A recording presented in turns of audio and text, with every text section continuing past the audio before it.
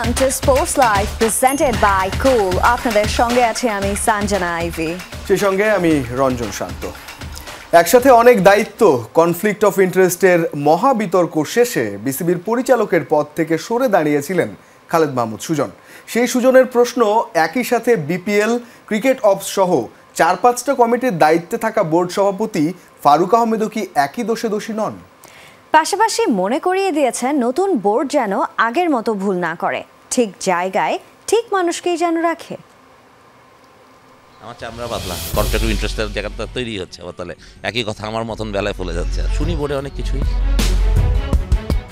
টুকরো টুকরো ছবি মিলে গল্প, খালেদ মাহমুদ সুজনের আক্ষেপের গল্প। সরকার বদলের পর আকরাম খান, মাহবুব আনামদের মতো সুজনও ক্রিকেট বোর্ডে ছিলেন। আচমকা একদিন শোনা যায় পদত্যাগ করেছেন গেম ডেভেলপমেন্টের সাবেক চেয়ারম্যান। নতুন বোর্ডের কথার তীর অন্যদের শরীরে না বিঁধলেও জাতীয় দলের সাবেক অধিনায়কের গায়ে বিঁধেছে। আমার চামড়া পাতলা, যখন একবার বলেছে আই ফিল যে মানে এটা আমার অনেক প্রেস্টিজে লেগেছে। আসলে সত্যি কথা বলতে গেলে আমার ডিগনিটিতে লেগেছে, তো যার জন্য আমি মনে করছি না এখানে থাকাটা কোনো মানেই হয় না। একই সাথে বিপিএল, ডিপিএল এ কোচিং বোর্ডের ডিরেক্টর। মূলত কনফ্লিক্ট অব ইন্টারেস্টের জায়গা থেকেই পদ ছাড়তে বাধ্য হন সুজন। সেই সুজনের প্রশ্ন, একই সাথে বিপিএল, ক্রিকেট অফস সহ 4-5টা কমিটির দায়িত্বে থাকা বোর্ড সভাপতি ফারুক আহমেদও কি একই দোষে দোষী নন? আমি জানি যে ফারুক ভাই অনেক বিচক্ষণ, বাট তারপরেও উনি প্রেসিডেন্ট। আমার কথা হচ্ছে এটা ভুলে গেলে চলবে না। He has to look all over, সবার উপরে থেকে ওনাকে দেখতে হবে না। এখন উনি যদি সব কমিটি দেখেন তাহলে ইটস ভেরি ডিফিকাল্ট না। তাহলে তো উনি আবার প্রেসিডেন্ট হিসেবে উপরে থেকে একটা কনফ্লিক্ট অফ ইন্টারেস্টের জায়গাটা তৈরি হচ্ছে, আবার তাহলে একই কথা আমার মতন বেলায় ফলে যাচ্ছে। আসলে বোর্ডে থাকাকালীন যে অনেক ভুল করেছেন সেটা স্বীকার করেছেন সুজন। সাথে এটাও মনে করিয়ে দিয়েছেন সংস্কার যেহেতু হবেই, ঠিক জায়গায় ঠিক মানুষকেই যেন রাখা হয়।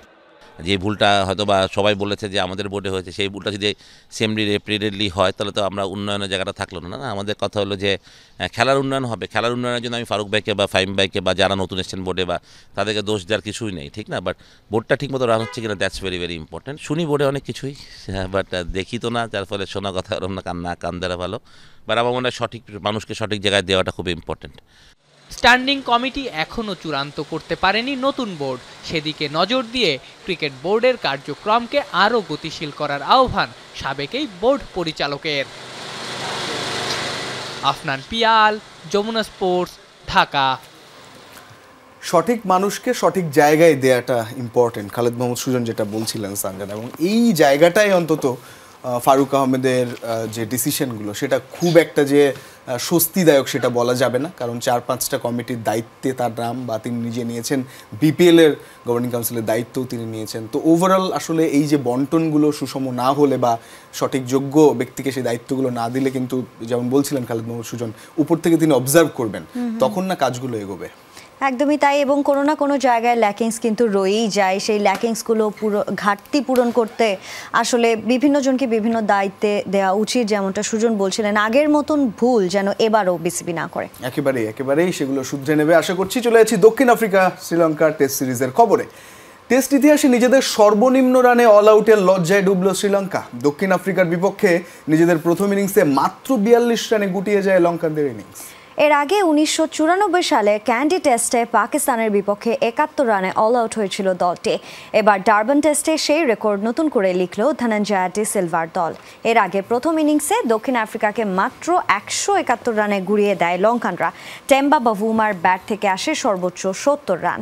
3 উইকেট করে নেন আভিষ্কা ফার্নান্দো ও লাহিরু কুমারা। জবাবে প্রোটিয়া পেসারদের তাণ্ডবে লন্ডভন্ড হয় শ্রীলঙ্কার ইনিংস। মার্কো ইয়ানসেনের 7 উইকেট শিকারে মাত্র 42 রানেই অল আউট হয় তারা। 2 অঙ্কের ঘর স্পর্শ করতে পেরেছেন কেবল কামিন্দু মেন্ডিস ও লাহিরু কুমারা। বলের বিচারে এটি দ্বিতীয় সর্বনিম্ন ইনিংস। এদিকে আগামী বছর অনুষ্ঠিত হতে যাওয়া চ্যাম্পিয়ন্স ট্রফির অনিশ্চয়তা কাটতে পারে দ্রুত। সবকিছু ঠিক থাকলে শুক্রবার বৈঠকে বসবে আইসিসি। ভারতীয় গণমাধ্যম বলছে হাইব্রিড মডেলে হোস্ট পাকিস্তানকে রাজি করাতে 591 কোটি রুপি ক্ষতিপূরণ দেবার প্রস্তাব দেবে আইসিসি। আগামী ফেব্রুয়ারি মার্চে মাঠে গড়াতে যাচ্ছে চ্যাম্পিয়ন্স ট্রফির পরবর্তী আসর। হাতে সময় খুব কম, কিন্তু ভারত হোস্ট পাকিস্তানে গিয়ে খেলতে অস্বীকৃতি জানানোয় ঘটেছে যত বিপত্তি। ট্রফি ট্যুর শুরু হয়েছে, কিন্তু এখনও জটিলতা কাটেনি হোস্ট নিয়ে। ভারতীয় গণমাধ্যম কখনো খবর দিচ্ছে টুর্নামেন্ট হবে হাইব্রিড মডেলে, আবার পরক্ষণেই পাকিস্তানি মিডিয়া অস্বীকার করছে সেই তথ্য। আবার খবর বেরোচ্ছে পাকিস্তান রাজি না হলে টুর্নামেন্ট অন্য কোথাও সরিয়ে নিয়ে যাবে আইসিসি। তবে এইসব জল্পনা কল্পনার অবসান ঘটতে যাচ্ছে।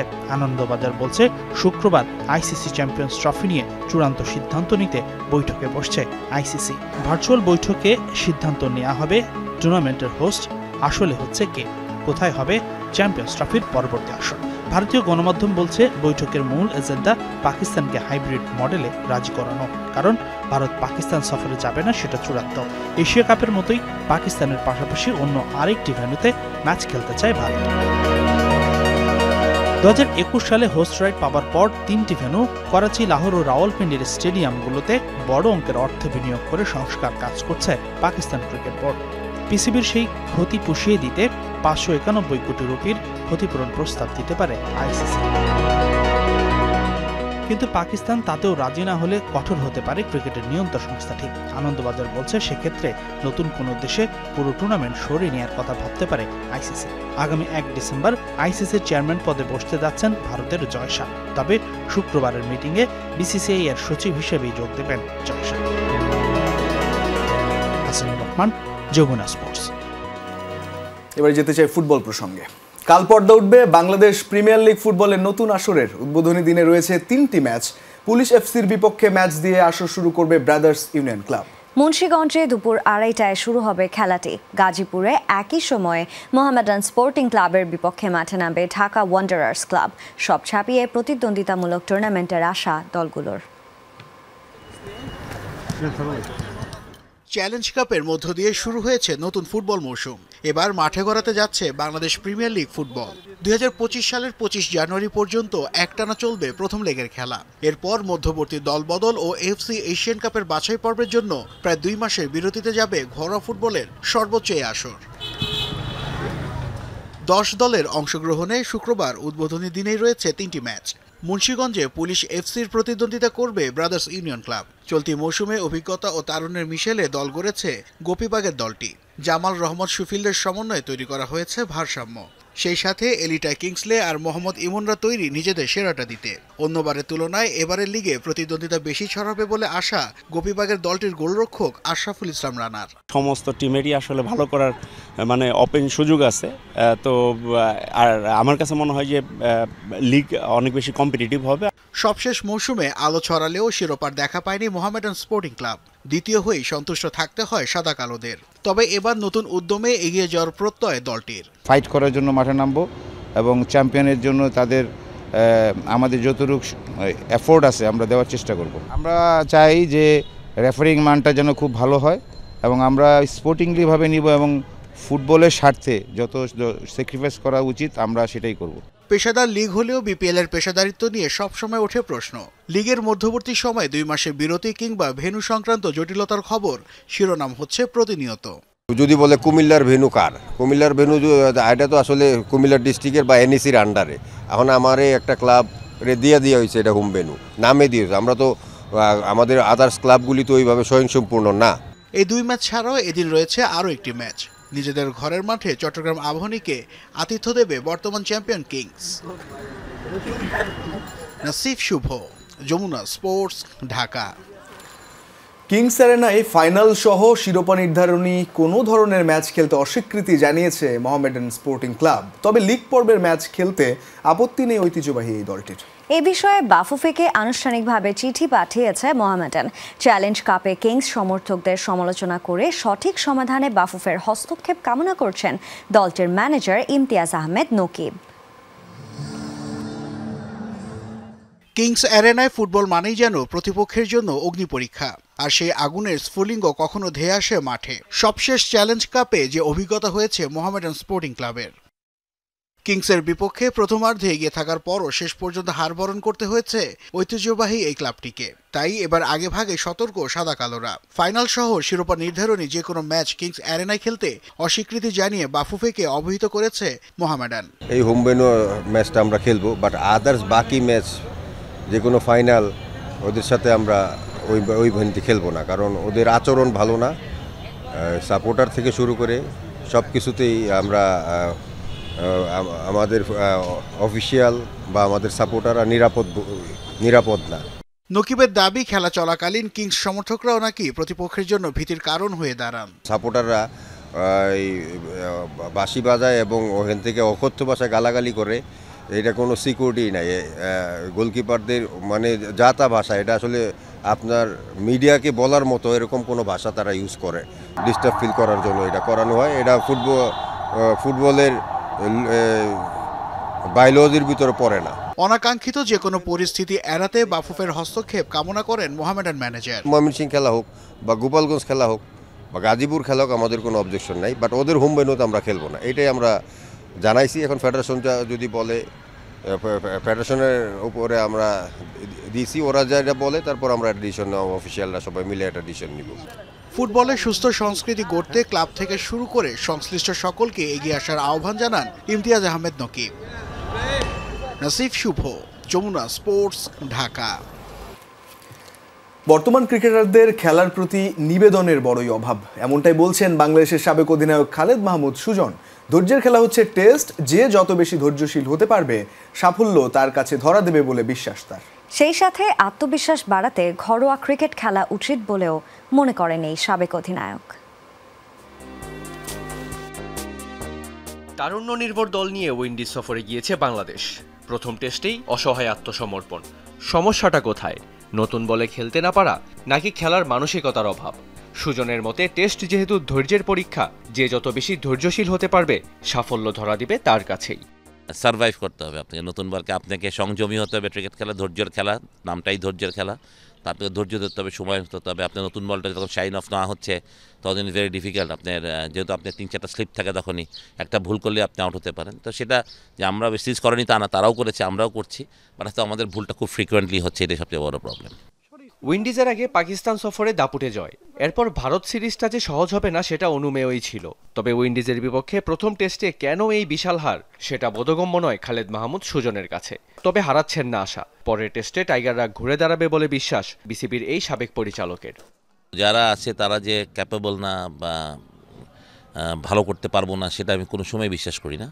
বাট হ্যাঁ, মানে বিগত কয়েকটা টেস্ট ম্যাচ, হোম সিরিজটা স্পেশালি আমি মনে করি যে আমরা ভালো করিনি। প্লাস ওয়েস্ট ইন্ডিজে হয়তো আর একটু বেটার আশা করার যেহেতু আমাদের মানে আশা ছিল।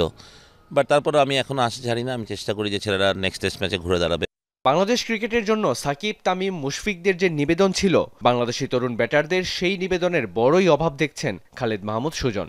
সেই সাথে রয়েছে টিকে থাকার মানসিকতার অভাব। আমরা খুব সহজে সব কিছু পেয়ে যাচ্ছি আসলে। আপনি যদি দেখেন এবং আমরা পেয়ে সেটা হারাই, নিবেদনটা আরও বেড়ে যাওয়া উচিত আমি মনে করি জাতীয় দলের প্রতি। আমার দায়িত্বটা অনেক বেড়ে যায়, কারণ এক্সপেকটেশন তখন বেশি না। আমি যখন ন্যাশনাল টিমের ওপেনার, তখন দেশের মানুষ, আমরা কেমন দেশের তো আমরা জানি, তো এটা তো মানুষ আশা করতেই হবে যে মানুষ আশা করবে আমাকে আরও বেটার ক্রিকেট খেলতে। কারণ আমার প্রিপারেশনটা, টিম প্রিপারেশন একটা অন্য জিনিস। ক্রিকেটারদের ফার্স্ট ক্লাস ক্রিকেট না খেলাকেও দায়ী করছেন সুজন। ব্যস্ত শিডিউল থাকলেও সবাইকেই ঘরোয়া ক্রিকেটটা খেলে আত্মবিশ্বাস বাড়ানোটা জরুরি বলে মনে করছেন সাবেক এই অধিনায়ক। এখন হয়তো শিডিউলের কারণে খেলতে পারে, তারপরও যখন ফ্রি থাকে তখন 2-1টা ম্যাচ খেললেও পারে। মানে it gives you more confident না। মেহেদি রিয়ান, যমুনা স্পোর্টস, ঢাকা। নাটকীয় হারে গ্লোবাল সুপার লিগ শুরু করলো রংপুর রাইডার্স। সুপার ওভারে গড়ানো ম্যাচে হ্যাম্পশায়ারের কাছে হেরেছে বাংলাদেশের প্রতিনিধিরা। গায়ানায় টস জিতে ব্যাট করতে নেমে নির্ধারিত ওভারে 132 রানে গুটিয়ে যায় হ্যাম্পশায়ারের ইনিংস। সর্বোচ্চ 56 রান করেন পাকিস্তানের টেস্ট অধিনায়ক শান মাসুদ। ক্যারিয়ার সেরা 5 উইকেট শিকার করেন রংপুরের ইংলিশ পেসার জ্যাক চ্যাপেল। জবাবে ভালো শুরু পেলেও শেষ দিকে এসে খেই হারিয়ে ফেলে নুরুল হাসান সোহানের দল। জয়ের জন্য 6 উইকেট হাতে রেখে শেষ 19 বলে 13 রানের সমীকরণ মেলাতে পারেনি রংপুর। সাইফুদ্দিন রিশাদদের ব্যর্থতায় সমান 132 রান করলে টাই হয় ম্যাচ গড়ায় সুপার ওভারে। সেখানে রংপুরের করা 12 রানে হেসে খেলেই টপকে যায় হ্যাম্পশায়ার। নিউজিল্যান্ড ইংল্যান্ড টেস্ট সিরিজের খবর। ক্রাইস্টচার্চে নিজেদের প্রথম ইনিংসে 8 উইকেট হারিয়ে 319 রানে দিন শেষ করেছে নিউজিল্যান্ড। 7 রানের জন্য সেঞ্চুরি মিস করেছেন কেন উইলিয়ামসন। টস হেরে ব্যাট করতে নেমে শুরুটা ভালো হয়নি কিউইদের। মাত্র 2 রান করে ফেরেন ওপেনার ডেভন কনওয়ে, আরেক ওপেনার টম লেথামকে শিকার বানান ব্রাইটন কার্স। 34 রান করে সাজঘরের মুখ দেখেন রচিন রবীন্দ্র। সতীর্থদের আসা যাওয়ার মাঝে ইনিংস বড় করেন কেন উইলিয়ামসন, তবে সেঞ্চুরি থেকে 7 রান দূরে থাকতে উইকেট দিয়ে আসেন দীর্ঘদিন পরে দলে ফেরা এই কিউই ব্যাটার। 41 রান করে অপরাজিত আছেন গ্লেন ফিলিপস। শেষ পর্যন্ত 8 উইকেট হারিয়ে 319 রানে প্রথম দিন শেষ করে নিউজিল্যান্ড। 4 উইকেট শিকার করেন স্পিনার শোয়েব বশির। এনসিএল টি20-র ভেন্যুতে এসেছে পরিবর্তন। হচ্ছে না মিরপুরে কোনো ম্যাচ, সব খেলায় অনুষ্ঠিত হবে সিলেটে। এনসিএল টি20 শুরু হবে 11 ডিসেম্বর, ফাইনাল হবার কথা 24 ডিসেম্বর। 8 দলের এই টুর্নামেন্ট শুরু হবার কথা ছিল সিলেটে, আর ফাইনাল সহ শেষ ভাগের ম্যাচগুলো হবার কথা ছিল মিরপুরের হোম অফ ক্রিকেটে। কিন্তু সেই সিদ্ধান্ত থেকে সরে এসেছে বিসিবি, কারণ বিপিএল এর উদ্বোধনী অনুষ্ঠান। বোর্ডের পরিকল্পনা ছিল আর্মি স্টেডিয়ামে হবে বিপিএল এর উদ্বোধনী অনুষ্ঠানটি, কিন্তু আর্মি স্টেডিয়ামকে না পাওয়ায় পরিকল্পনা এসেছে বদল।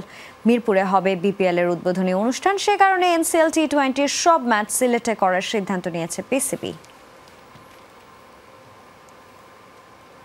2025 আইপিএলে যেখানে 7 জন আফগান ক্রিকেটার সুযোগ পেয়েছেন, সেখানে সুযোগ পাননি কোনো বাংলাদেশি।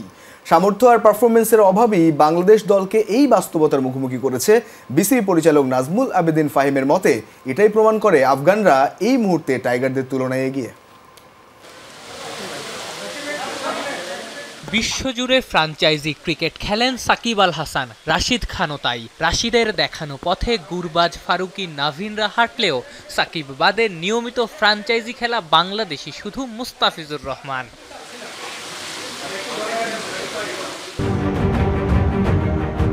সাকিবের আইপিএল ডেবিউ 2011-তে, ফিজের 5 বছর বাদে। 8 বছর আগে 2 জন আইপিএল খেলায় সময়ের পালা বদলের সংখ্যাটা বাড়ার কথা। সেখানে 2025 আইপিএলে ডাক পাননি একজন বাংলাদেশীয়। উল্টো এই বছর ইন্ডিয়ান প্রিমিয়ার লিগে খেলবেন 7 জন আফগান ক্রিকেটার। তাদের কিনতে দলগুলো কারিগরি অর্থ ব্যয় করতেও দুবার ভাবেনি। এই 1 বছরে যেখানে 7 জন আফগান আইপিএল খেলবেন, এই টুর্নামেন্টে সব মিলিয়ে সুযোগই পেয়েছেন 7 জন বাংলাদেশি। এর মধ্যে তামিম আবার ম্যাচ খেলারই সুযোগ পাননি। সব মিলিয়ে এই টুর্নামেন্টে খেলেছেন 11 জন আফগান ক্রিকেটার। সাম্প্রতিক সময়ে যুদ্ধবিধ্বস্ত দেশটা কেন এত সফল, এই পরিসংখ্যান তারই প্রমাণ। কেউ কেউ কিন্তু গত বছর বা তার আগের বছর কিন্তু কয়েকজন পেস বোলারের জায়গা হচ্ছিল বা হওয়ার সুযোগ তৈরি হয়েছিল, কিন্তু সেটাকে আমরা কাজে লাগাতে পারিনি। সো অনেকগুলো ব্যাপার আছে, বাট আমার মনে হয় আমাদের চেষ্টা থাকা উচিত ইন্টারন্যাশনাল এই সুযোগগুলোকে কাজে লাগানো। আমাদের জন্য খুব ভালো এক্সাম্পল হচ্ছে আফগানিস্তান শুধু এই করেই কিন্তু ওদের প্লেয়ারদেরকে গ্র্যাজুয়ালি এই জায়গাটা নিয়ে এসছে, এবং আস্তে আস্তে ওদের কিন্তু খেলোয়াড়ের সংখ্যা বাড়ছে কিন্তু ওই জায়গাটায়, এবং আমরা কিন্তু পিছিয়ে পড়ি। আইপিএলে সংযুক্ত আরব আমিরাতের ক্রিকেটারও সুযোগ পান, খেলেন সহযোগী দেশের আরও অনেক ক্রিকেটারও। তুলনামূলক খর্বশক্তির হওয়ার পরও সাকিব মুস্তার সুযোগ মিলেছিল, অর্থাৎ প্লেয়ার কেনায় দলগুলো কখনোই বৈষম্য করেনি। যার স্কিল আছে সেই সুযোগ পেয়েছে। আমি কিন্তু সোজাসুজি এভাবেই আমাদের মানটাকে বিচার করি। পৃথিবীর মঞ্চে আমি যদি জায়গা পাই, তার মানে আমার অবস্থাটা ভালো। পৃথিবীর মঞ্চে আমি যদি জায়গা না পাই, তার মানে হচ্ছে যে আমাদের অবস্থাটা ভালো না। সো এটা জোর করে কিন্তু আমি এই দেশে বলি, ওই দেশে বলি, এই ফ্র্যাঞ্চাইজি বলি, ওই ফ্র্যাঞ্চাইজি লিগে ঢুকাতে পারবো না, কিন্তু যোগ্যতা থাকলে ঢুকতে পারবে। বর্তমান বাস্তবতায় আইপিএলকে অগ্রাহ্য করা কঠিন। পুরো ক্রিকেট দুনিয়ার সেরারা এখানে খেলেন, প্রতিযোগিতাও আকাশচুম্বী। এই প্রতিযোগিতার অংশ যারা হতে পারেন, ক্রিকেট দুনিয়াও তাদের ভিন্ন চোখে দেখে। এটাই বাস্তবতা, সেখানেই পিছিয়ে বাংলাদেশ ক্রিকেট। আফনান পিয়াল, যমুনা স্পোর্টস, ঢাকা। দর্শক, এই ছিল আজকের স্পোর্টস লাইভে। এতক্ষণ সঙ্গে থাকার জন্য সবাইকে ধন্যবাদ। আল্লাহ হাফেজ।